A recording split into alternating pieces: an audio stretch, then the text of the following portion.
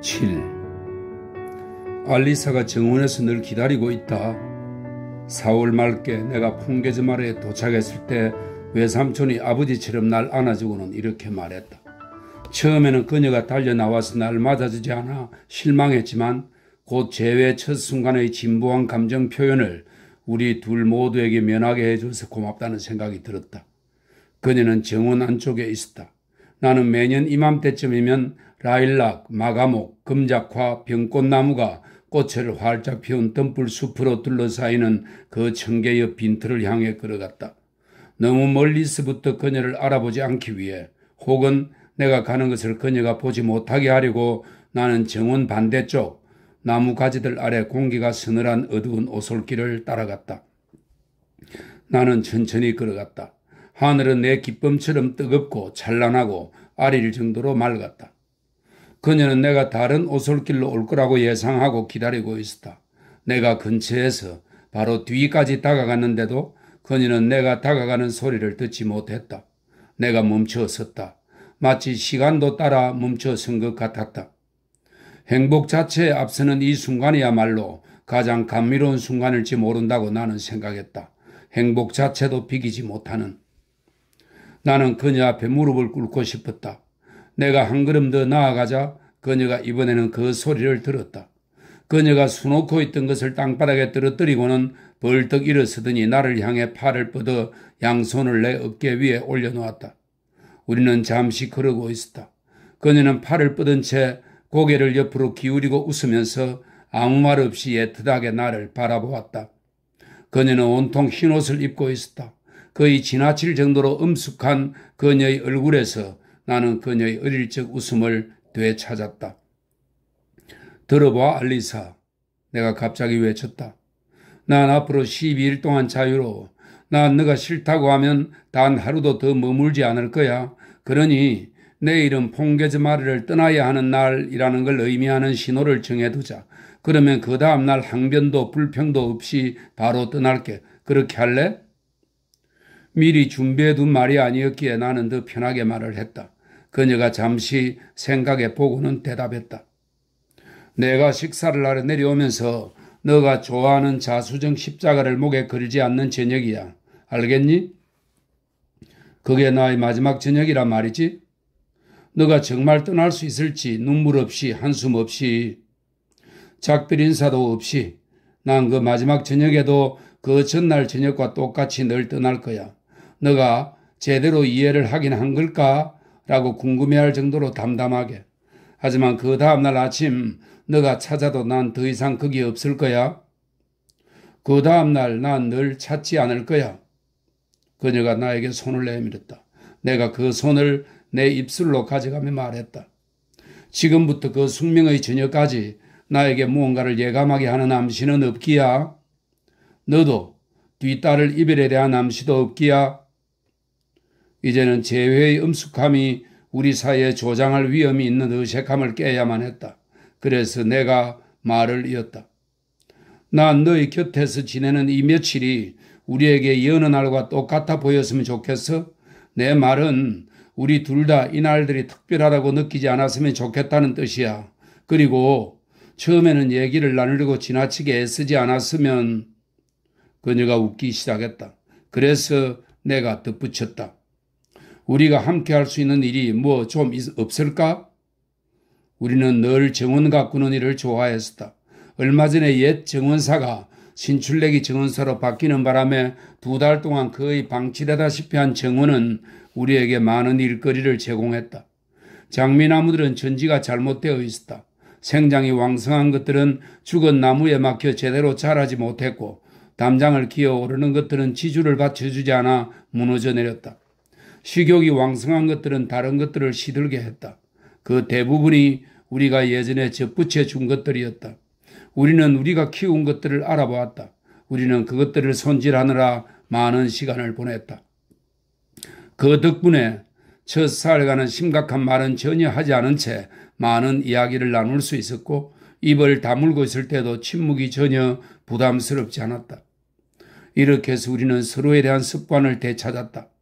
나는 다른 어떠한 설명보다 그 습관에 더 큰 기대를 걸고 있었다. 우리 사이에는 이미 이별에 대한 기억 자체가 사라졌고 내가 그녀에게서 자주 느꼈던 두려움, 그녀가 내게서 염려했던 영혼의 위축이 이미 줄어들었다. 쓸쓸한 기억만 남긴 지난 가을 방문 때보다 한결 젊어진 알리사는 그 어느 때보다 예뻐 보였다. 나는 아직 그녀를 안아본 적이 없었다. 매일 저녁 나는 그녀의 블라우스에서 작은 자수정 십자가가 금줄에 매달린 채 반짝이는 것을 보았다. 자신감을 얻은 내 가슴 속에서 희망이 다시 태어났다. 희망이라니 내가 무슨 말을 하는 건가? 그것은 이미 확신이었다. 그리고 나는 알리사한테서도 그것을 느꼈다고 상상했다. 나 자신을 추워도 의심하지 않는데 그녀를 의심할 순 없었으니까. 우리의 대화가 조금씩 대담해졌다. 매혹적인 공기가 깔깔거리고 우리의 마음이 꽃들처럼 활짝 열렸던 어느 날 아침 내가 그녀에게 말했다. 알리사, 이제 줄리에트도 행복을 찾았으니 너만 괜찮으면 우리도. 나는 그녀를 바라보며 천천히 말했다. 그런데 그녀의 안색이 갑자기 백지장처럼 변해서 나는 말을 끝맺을 수가 없었다. 그녀가 내 쪽으로 고개를 돌리지 않은 채 입을 열었다. 제롬, 난 지금 너희 곁에서 사람이 행복할 수 있으리라고 내가 생각했던 것 이상으로 행복해. 하지만 날 믿어. 우린 행복을 위해 태어난 게 아니야. 영혼이 행복보다 뭘 더 좋아할 수 있어? 내가 버럭 소리를 질렀다. 그러자 그녀가 웅얼거렸다. 성스러움. 그 목소리가 워낙 작아서 나는 이 말을 들었다기보다는 짐작했다. 내 모든 행복이 날개를 활짝 펴고 나를 떠나 저 하늘로 날아가 버렸다. 난 너 없이는 그것에 도달하지 못할 거야. 그녀의 무릎에 얼굴을 묻고 슬픔이 아니라 사랑에 복받쳐 어린아이처럼 울면서 내가 말했다. 너 없이는 안 돼. 너 없이는 안 된단 말이야. 그리고 그날은 다른 날들처럼 흘러갔다. 하지만 저녁 때 알리사는 자수정 십자가를 목에 걸지 않고 내려왔다. 나는 약속을 지키기 위해 그 다음날 새벽에 파리로 올라왔다. 파리로 올라온 다음날 나는 셰익스피어의 시구를 제사로 사용한 이 이상한 편지를 받았다. 다시 한번 그 노래를 죽어가듯 쓰러졌던 그 노래는 향기를 훔치고 주며 제비꽃 만발한 강둑 너머로 부는 감미로운 남풍처럼 들려왔어. 됐어, 그만. 그건 이제 이전만큼 감미롭지 않아. 그래, 난 나도 모르게 아침 내내 널 찾아서 제롬. 난 너가 떠났다는 걸 믿을 수가 없었어. 우리의 약속을 지킨 너가 원망스러웠어. 그냥 장난이겠지 하고 생각했어. 덤불숲 뒤에서 너가 불쑥 나타날 것만 같았어. 그런데 아니었어. 넌 정말 떠나고 없었어. 고마워. 난 끊임없이 뇌리를 맴도는 어떤 생각들, 그리고 그것들을 너에게 전하지 않는다면 나중에 너에게 과오를 범했다는, 너의 질책을 받을 짓을 했다는 느낌에 시달리게 될 거라는 두려움에 사로잡힌 채 하루를 보냈어. 난 너가 퐁케즈마르에 내려오고 나서 처음 얼마 동안은 너와 함께 있으면 느껴지는 내 전 존재의 이상한 만족감에 놀랐어. 그런데 곧 점점 불안해졌어. 넌 나에게 그 이상 아무것도 바랄 게 없는 만족감이라고 말했지. 그런데 바로 그게 날 불안하게 해. 제롬, 난 너가 날 잘못 이해할까 봐 두려워. 특히 너가 내 영혼이 겪는 가장 격렬한 감정의 표현에 지나지 않는 것에서 어떤 미묘한 거절의 구실을 보지는 않을까 염려가 돼. 만약 그렇다면 이 얼마나 가짜는 구실이겠어. 그걸로 충분치 않다면 그건 행복이 아닐 거야. 너가 나한테 이렇게 말했던 거 기억나? 난 이렇게 대답할 수밖에 없었어. 아니야, 제롬. 그것으로는 우리에게 충분하지 않아. 그것으로 충분해서는 안 돼. 환희로 가득한 이 만족감, 난 이걸 진정한 것으로 여길 수 없어. 지난 가을 우린 그것이 어떤 비탄을 감추고 있는지 깨닫지 않았니? 진정한 것. 그것이 진정할 수 있도록 주님께서 우리를 보호해 주시길. 우린 또 다른 행복을 위해 태어났어. 예전에 우리가 주고받은 편지가 지난 가을의 재회를 망쳐놓았듯이 너가 내 곁에 있었던 어제의 기억이 오늘 이 편지를 쓰는 기쁨을 앗아가고 있어. 내가 너에게 편지를 쓰며 맛보았던 그 황홀감은 어디로 가버렸을까? 편지를 통해, 재회를 통해 우리는 우리 사랑이 주장할 수 있는 기쁨의 모든 순수함을 소진시켜버렸어. 이제 난 나도 모르게 시비야의 오시노처럼 소리치게 돼. 됐어, 이제 그만. 그건 이제 이전만큼이나 감미롭지 않아. 안녕, 제롬. 주님의 사랑이 여기서 시작되노니, 아, 내가 널 얼마나 사랑하는지 너가 알 수 있을까? 끝까지 난 너의 알리사일 거야. 알리사. 나는 덕성의 함정에는 속수무책이었다. 모든 영웅주의는 나를 눈물게 하면서 매료시켰다. 내가 그것을 내 사랑과 구분하지 않았으니까. 알리사의 편지는 가장 무모한 열광으로 날 도취시켰다. 내가 더 많은 덕성을 쌓으려 애쓴 것은 오로지 그녀를 위해서였다. 모든 오솔길은 그것이 오르막이기도 하다면 그녀를 만날 수 있는 곳으로 날 인도할 터였다. 아, 대지가 아무리 빨리 줄어들어도 좋았다. 우리 두 사람만 떠받칠 수 있다면. 그런데 앞불사, 나는 그녀가 친 함정의 미묘함을 알아차리지 못했고 그녀가 위쪽을 통해 또다시 내게서 달아날 수 있다는 것을 상상하지 못했다. 나는 그녀에게 긴 답장을 썼다. 그 편지에서 어느 정도 통찰력을 지녔던 단 한 구절만 기억난다. 내 사랑이 내가 내 안에 간직한 최고의 것이고 내 모든 덕성이 그것에 달려 있으며 그것이 날 내 너머로 고양시켜주고 그것이 없으면 내가 다시 아주 평범한 사람의 하찮은 수준으로 떨어지고 말 거라는 생각이 자주 들어. 가장 가파른 오솔길이 항상 나에게 최고의 것으로 보이는 건 바로 너에게 닿을 수 있다는 희망 때문이야. 내가 그 편지에 무슨 말을 덧붙였는지 그녀는 이렇게 답장을 보내왔다. 하지만 제롬, 성스러움은 선택이 아니야. 그건 의무야. 이 낱말에 밑줄이 3개나 그어져 있었다. 라는 설명이 있습니다. 그건 의무야. 너가 내가 믿었던 그 사람이라면 너 역시 그 의무에서 벗어날 수 없을 거야. 그게 다였다. 난 깨달았다. 아니, 그보다는 예감했다. 거기서 우리의 서신왕래가 중단되리라는 것을. 아무리 교묘한 충고도 아무리 집요한 의지도 전혀 소용이 없으리라는 것을. 그래도 나는 다시 애절한 편지를 썼다. 3번째 편지를 보낸 후에야 이 짧은 쪽지를 받았다. 제롬, 내가 너에게 뜨는 편지를 쓰지 않기로 모종의 결심을 했다고 생각하지 말아줘. 난 단지 편지를 쓰는데 흥미를 잃었을 뿐이야. 그래도 너의 편지를 받으면 즐겁긴 해. 하지만 내가 이 정도로 너의 생각을 차지하는 것에 대해 점점 더 자책을 하게 돼. 이제 여름이 멀지 않아. 편지 쓰는 건 당분간 그만두고 9월의 마지막 2주를 퐁게즈마르로 내려와서 내 곁에서 보내줬으면 좋겠어. 그래 주겠니? 그렇게 하겠다면 답장은 안 보내도 돼. 너의 침묵을 동의로 여길 테니 답장하지 말기를 바라. 나는 답장을 하지 않았다. 아마도 그 침묵은 그녀가 나에게 겪게 한 마지막 시련에 불과했는지도 몰랐다. 나는 몇 달간 학업에 매진하고 몇 주간 여행을 한 후에 더없이 평온한 상태로 퐁게즈마르로 내려갔다. 어떻게 이 단순한 이야기로 나조차 처음에는 납득하기가 그토록 어려웠던 것을 곧바로 이해하게 만들 수 있을까? 내가 전적으로 비탄에 빠져들게 된 계기 외에 여기서 무엇을 더 묘사할 수 있을까? 왜냐하면 지금에 와서는 억지로 꾸며낸 겉모습의 허울 아래에서 아직도 사랑이 발딱이는 것을 느끼지 못한 나 자신을 결코 용서할 수 없지만 나도 처음에는 그 겉모습밖에 볼 수 없었고 더 이상 예전의 그녀를 찾을 수 없어 그녀를 원망했다. 아니, 그때조차도 난 당신을 원망하지 않았소. 알리사, 더는 당신을 알아볼 수가 없어서 그게 절망스러워서 눈물을 흘렸을 뿐이요. 그 침묵의 술수에서 그 잔인한 술책에서 당신이 품은 한 사랑의 힘을 가늠하게 된 지금 나는 당신이 날 가혹한 슬픔에 빠뜨린 만큼 더 당신을 사랑해야 하지 않겠소? 멸시? 냉담? 아니, 극복될 수 있는 건 없었다. 내가 대항해 싸울 수 있는 것조차 아무것도 없었다.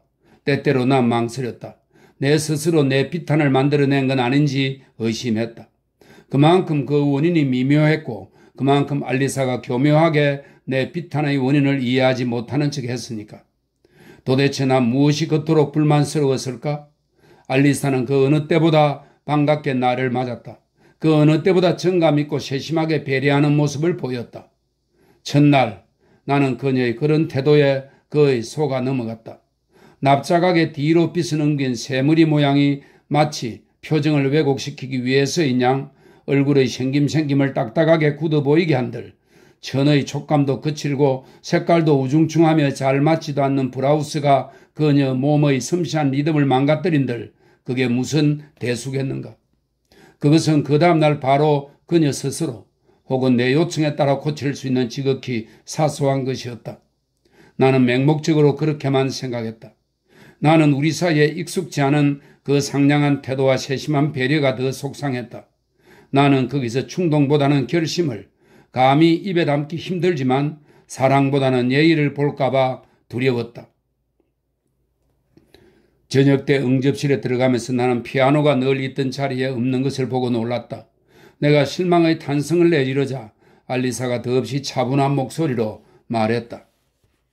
피아노는 수리 중이야, 제롬. 그러게 내가 그도 말했잖니, 얘야. 외삼촌이 거의 꾸짖는 듯한 엄한 어조로 말했다. 이제까지 그럭저럭 쓸만했으니 제롬이 떠날 때까지 기다렸다가 수리를 맡길 수도 있었잖아. 너가 서두르는 바람에 큰 즐거움 하나를 빼앗겼지 않니? 하지만 아버지, 최근 들어 피아노 소리가 헛헛해져서 제롬도 칠 수 없었을 거예요? 그녀가 고개를 돌리고 얼굴을 붉히며 말했다. 너가 칠 때 들어보니까 그 정도로 나쁘진 않던데, 외삼촌이 말했다. 그녀는 안락의자 컵의 치수를 재는데 몰두한 것처럼 잠시 어두운 쪽으로 몸을 숙이고 있더니 갑자기 응접실을 나갔다가 한참 후에야 외삼촌이 매일 저녁 드시는 탕약을 쟁반에 받쳐들고 다시 나타났다. 그 다음 날에도 그녀는 머리 모양과 블라우스를 바꾸지 않았다. 그녀는 집 앞 벤치에 아버지와 나란히 앉아 전날 저녁 내내 손에서 놓지 않았던 바느질을 다시 붙들고 있었다. 그녀는 벤치나 테이블에 헤어진 양말이 가득 든 커다란 바구진을 올려놓고 일감을 계속 꺼내들었다. 며칠 후에는 냅킨과 시트 차례였다. 그녀는 그 일에 완전히 빠져든 것처럼 보였다. 그녀의 입술이 모든 표현을, 그녀의 눈이 모든 광채를 잃을 정도로. 알리사, 첫날 저녁 거의 알아볼 수 없을 정도로 시적인 정취를 잃은 그 얼굴에 질겁하다시피 한 내가 큰 소리로 외쳤다. 내가 얼마 전부터 뚫어지게 쳐다보고 있었는데도 그녀는 내 눈길을 못 느끼는 것처럼 보였다. 왜 그래? 그녀가 고개를 들며 물었다. 내 말이 들리는지 보려고 그랬어. 너의 생각이 나에게서 너무나 먼 곳에 가 있는 것 같아서? 아니, 난 여기 있어. 깁는 일을 할 때는 집중해야 해서 그래. 바느질을 하는 동안 내가 책이라도 읽어줄까? 귀 기울여 들을 수 없을 것 같아. 왜 그렇게 몰두해야 하는 일을 집어드는 거야? 누군가는 해야 하니까. 그런 일로 밥벌이를 할 가난한 여자들도 많아. 너가 절약을 하려고 그런 하찮은 일에 매달리는 건 아니잖니? 그녀는 곧바로 어떠한 일도 그것보다 더 재미있지는 않으며 오래전부터 다른 일들은 해보지 않아서 어떻게 하는지 다 잊어버렸다고 대답했다. 그녀는 이렇게 말하면서 웃었다. 그녀의 목소리가 그 어느 때보다 부드러워서 나는 더욱더 슬펐다. 그녀의 표정은 이렇게 말하는 것 같았다. 지극히 당연한 걸 말할 뿐인데 너가 왜 슬퍼해야 하니? 내 마음속에서 들끓는 모든 항변이 입술로 올라오지 못한 채 날 질식시켰다. 그 다음 날 함께 장미를 따고 있는데 내가 그에 한 번도 들어가 보지 못한 그녀의 방으로 그것을 갖다 달라고 그녀가 부탁했다. 나는 곧 얼마나 큰 희망에 부풀었던가. 왜냐하면 그때까지만 해도 나는 아직 내 슬픔을 내 탓으로 돌리고 있었으니까. 그녀의 말 한마디만으로 내 마음이 치료되었을 테니까. 나는 그 방에 들었을 때 감동을 받지 않은 적이 없었다. 왜 그런지는 알 수 없지만 그 방에는 내가 알리사를 알아볼 수 있는 일종의 감미로운 평화가 깃들어 있었다. 창문과 침대 주변에 친 커튼의 푸른 그림자, 반들거리는 마호가니 가구, 질서, 청결, 고요. 이 모든 것이 내 마음에 대고 그녀의 순수함과 사색에 잠긴 우아함을 얘기해 주었다. 그날 아침 나는 그녀의 침대 옆 벽에 내가 이탈리아에서 가져다 준 마사치오의 커다란 사진 2장이 더 이상 붙어있지 않는 걸 보고 많이 놀랐다. 그녀에게 그것들을 어떻게 했느냐고 물어보러 가려는데 내 눈길이 바로 그 옆에 있는 그녀가 즐겨 읽는 책들을 꽂아주는 책꽂이에 가닿았다. 그 작은 책꽂이는 반은 내가 선물한 책으로 반은 우리가 함께 읽었던 책들로 서서히 채워진 것이었다. 그 책들은 모두 없어지고 그녀가 경멸감 밖에 갖지 않았으면 하고 내가 바랐던 통속적이고 하찮은 신앙 서적들만 꽂혀 있었다. 문득 눈을 들자 웃고 있는 알리사의 모습이 보였다. 그랬다. 그녀는 나를 쳐다보며 웃고 있었다. 웃어서 미안해. 그녀가 말했다. 너의 얼굴 표정 때문에 그래. 내 책꽂이를 보고는 너무나 갑자기 일그러져서. 나는 전혀 농담을 할 기분이 아니었다. 아니 정말 알리사, 이게 네가 요즘 읽는 책들이야? 왜 그렇게 놀라? 난 자양이 풍부한 양식에 길든 지성은 구역질을 느끼지 않고는 저 따위 허접한 것들을 맛볼 수 없다고 생각했어. 난 늘 이해할 수 없어. 저것들은 나름대로 최선을 다해 자신을 표현함으로써 단지 나와 얘기를 나누는 보잘것없는 영혼들이야. 난 그들과 함께하는 게 즐거워. 난 미리 알아. 그들이 어떠한 미사여구의 덫에도 걸려들지 않을 것이고 나 또한 그들을 읽으면서 어떠한 세속적인 찬탄에도 빠져들지 않으리라는 걸. 그럼 이젠 이것들밖에 안 읽어? 그래, 거의 그래. 몇 달 전부터는. 게다가 이젠 책을 읽을 시간도 많이 없어. 솔직히 최근에 네가 예전에 추천해줬던 위대한 작가들 중 한 사람의 책을 다시 읽어보려고 집었다가 성경에 나오는 사람, 제 키를 한 자쯤 늘리려고 애쓰는 사람의 꼴이 되고 말았어. 너 자신에 대해 그토록 기괴한 생각을 갖게 한 그 위대한 작가가 도대체 누구야? 그 작가가 나에게 그런 생각을 갖게 만든 게 아니야. 내가 그의 책을 읽으면서 그런 생각을 갖게 된 거지. 바로 파스칼이었어. 어쩌면 내가 하필이면 덜 훌륭한 구절을 읽었을지도 모르고. 내가 안달이 난 몸짓을 했다.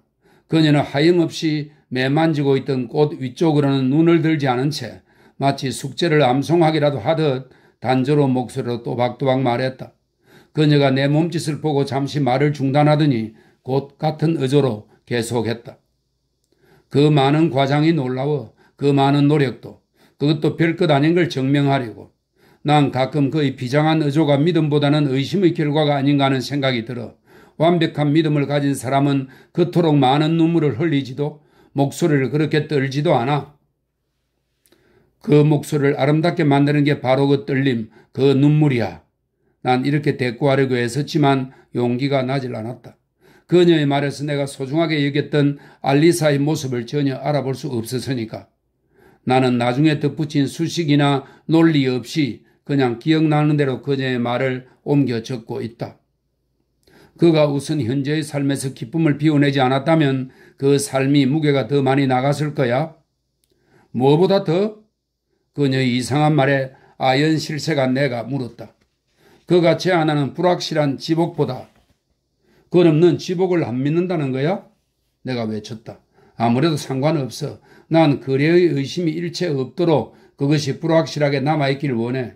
주님을 사모하는 영혼이 득행에 빠져드는 건 보상에 대한 희망이 아니라 타고난 고귀함 때문이야.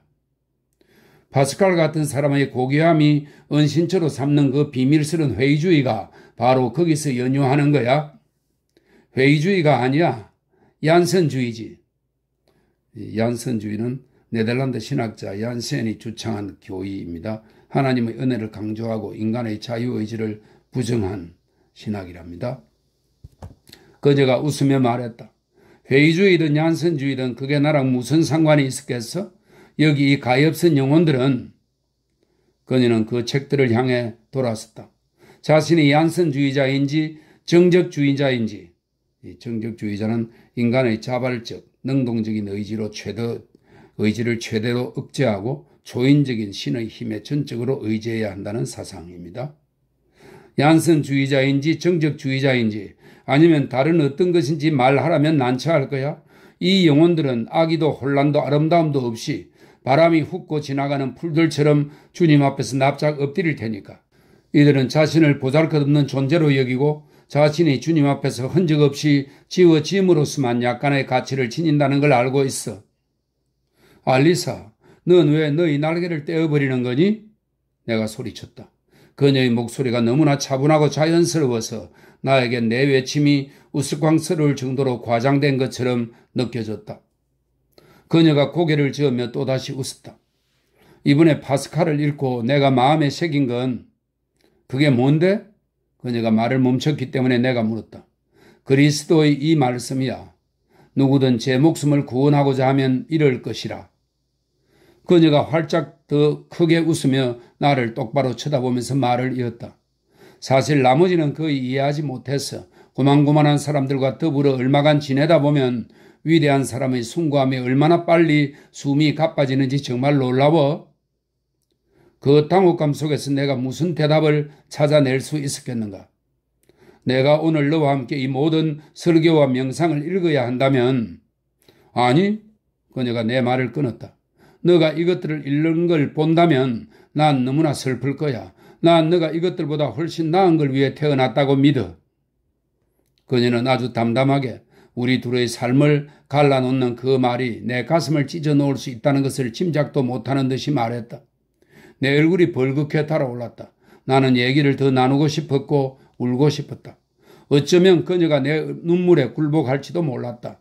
하지만 나는 벽난로에 팔꿈치를 기대고 두 손으로 머리를 감싼 채 더 이상 아무 말도 하지 않았다. 그녀는 차분하게 계속 꽃을 매만졌다. 내 고통을 전혀 보지 못한 채 또는 그런 척 하면서. 그 순간 식사 시간을 알리는 첫 번째 종소리가 울려 퍼졌다. 이러다간 옷도 못 갈아입고 점심 먹으러 내려가겠네. 어서 가봐. 그러고는 마치 이 모든 게 장난에 지나지 않았던 것처럼 말을 이었다. 이 대화는 나중에 다시 하도록 하자. 대화는 이어지지 않았다. 알리사는 끊임없이 날 피했다. 결코 그녀가 날 피해 다니는 것처럼 보이지는 않았지만 우연히 생긴 일거리가 곧 훨씬 더 급하고 중요한 의무로 바뀌었다. 나는 차례를 기다렸다. 내 차례는 계속 새로 생겨나는 가사를 돌보고 광해사 하기로 되어 있었던 작업을 감독하고 소작인들을 방문하고 그녀가 점점 더 많이 돌보던 빈민들을 살핀 다음에야 돌아왔다. 얼마 되지 않는 남는 시간이 내 차지였다. 나는 늘 분주한 그녀밖에 볼 수가 없었다. 하지만 어쩌면 나는 그 자잘한 일들 덕분에 그리고 그녀를 쫓아다니는 것을 포기함으로써 내가 받은 홀대를 덜 느꼈을지도 모른다. 말 몇 마디 섞기만 했어도 나는 그것을 더 확실하게 알 수 있었다. 알리사가 나에게 잠시 시간을 내줄 때도 더없이 어색한 대화가 이어졌고 그녀는 어린애 장난대하듯 그 대화에 응했다. 그녀는 멍한 표정으로 빙긋이 웃으면서 재빨리 내 곁을 지나갔다. 나는 그녀가 전혀 알지 못했던 사람보다 더 멀어진 느낌이 들었다. 심지어 가끔 그녀의 웃음에서 어떤 도전, 적어도 어떤 아이러니를 본 것 같은, 그녀가 내 욕망을 요리조리 피해 다니며 즐기는 것 같은 생각이 들기도 했다. 그러다 곧 질책하는 일에 빠져들고 싶지 않아서, 그리고 내가 그녀에게 무엇을 기대했는지, 그녀에게 무엇을 질책할 수 있는지 더 이상 알 수 없어서 모든 불평을 나 자신에게로 돌렸다. 큰 행복을 기대했던 나날이 그렇게 흘러갔다. 나는 하루하루가 쏜살같이 달아나는 걸 놀란 눈으로 바라보긴 했지만 날짜를 늘리고 싶지도 흐름을 더디게 하고 싶지도 않았다. 그만큼 하루하루가 내 고통을 심화시켰다. 그렇지만 내가 떠나기 전날 알리사가 방치된 이회암갱 벤치까지 날 따라 나선 그날, 안개가 끼이지 않아 지평선까지 푸르스름하게 물든 세부 하나하나를 구분할 수 있고 과거 속에서 나를 아련한 기억까지 헤아릴 수 있는 맑은 가을날 저녁이었다. 나는 참지 못하고 어떤 행복을 떠나보냈기에 내가 오늘 이렇게 불행한지 보여주며 하소연을 늘어놓았다. 그녀가 곧바로 대답했다. 하지만 내가 뭘 할 수 있겠니? 넌 환영을 사랑하고 있는 거야. 아니야, 결코 환영이 아니야, 알리사. 상상 속의 인물이지. 아니야, 내가 만들어낸 게 아니야. 그녀는 내 연인이었어. 난 그녀를 불러. 알리사, 알리사. 당신은 내가 사랑하는 여자였어. 도대체 당신 자신을 어떻게 한 거야? 무엇이 되려 한 거야? 그녀는 고개를 숙인 채 천천히 꽃잎을 뜯으면서 잠시 아무 대답도 않고 있었다. 그러고는 마침내, 제롬, 왜 간단하게 나를 덜 사랑한다고 털어놓지 않니? 사실이 아니니까. 내가 화가 나서 부르짖었다. 지금보다 널 더 간절하게 사랑한 적이 없으니까. 날 사랑한다. 하지만 넌 예전의 날 그리워하잖아. 그녀가 웃으려고 애쓰며 어깨를 약간 으쓱하며 말했다. 난 내 사랑을 과거로 돌릴 수 없어. 내 발 아래에서 땅이 꺼졌다. 그래서 난 아무 것이나 매달렸다. 사랑도 나머지 것들과 함께 지나갈 거야. 이런 사랑은 지나가지 않아. 날 데리고 가면 모를까. 서서히 약해질 거야. 너가 아직 사랑한다고 주장하는 그 알리사는 이미 너의 기억 속에서만 존재해. 언젠가 너가 단지 그녀를 사랑했다고 기억하게 될 날이 올 거야. 너 마치 내 마음속에서 아무것도 아닌 것이 그녀를 대신할 수 있는 것처럼, 마치 내 마음이 사랑하기를 그만둬야 하는 것처럼 말하고 있어. 너가 날 사랑했다는 걸 더는 기억하지 못하는 거야? 어떻게 이런 식으로 날 고문하는 걸 즐길 수가 있어? 나는 그녀의 파리한 입술이 떨리는 것을 보았다. 거의 알아들을 수 없는 목소리로 그녀가 중얼거렸다. 아니야. 알리사 안에서 그건 변하지 않았어. 그럼 아무것도 변하지 않은 거야? 내가 그녀의 팔을 잡으며 말했다. 더 단호한 목소리로 그녀가 말했다. 단 한마디면 모든 게 설명될 거야. 그런데 넌 왜 감히 그 말을 못하니? 무슨 말? 내가 나이 들었다는 말. 입 다물어. 나는 곧바로 나도 그녀만큼이나 나이가 들었다고, 우리의 나이 차는 여전히 똑같다고 항의했다. 하지만 그녀가 이미 자신을 추스른 후였다. 유일한 순간이 이미 지나가 버렸다. 언쟁에 빠져드는 바람에 나는 모든 우위를 내 발로 걷어차고 말았다. 나는 발을 디딜 곳이 없어 허우적거렸다. 이틀 후 나는 그녀와 나 자신에 대해 불만을 품은 채 내가 아직 덕성이라 불렀던 것에 대한 막연한 정오로 내 마음을 일상적으로 점거하는 것에 대한 앙심으로 가득 찬 채 폰케즈 마을을 떠났다.